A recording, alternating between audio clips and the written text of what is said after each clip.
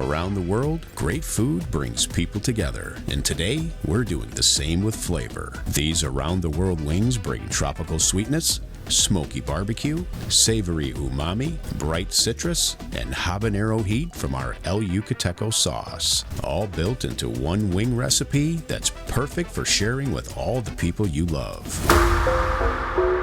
Let's start by making our delicious around-the-world wing sauce. Start with 1/2 cup of pineapple preserves. Add 1 tablespoon of your favorite barbecue sauce, 2 tablespoons of your favorite soy sauce, 1 tablespoon of honey, 1 tablespoon of lime juice, 2 teaspoons of garlic paste, 1 teaspoon of ginger paste, 1 teaspoon of apple cider vinegar, and 1 tablespoon each of our El Yucateco green and El Yucateco red. This will really cap off the sauce with some kick and a ton of flavor. Just get this on your stove, stirring over medium heat for a few minutes to dissolve and incorporate all these flavors. Then set it aside while we prep our wings. Place 4 pounds of party wings in a large mixing bowl. Add a couple tablespoons of olive oil, 1 tablespoon of kosher salt, 1 tablespoon coarse black pepper, 1 tablespoon of paprika, 1 teaspoon of chili powder, 1/2 teaspoon of ground cumin,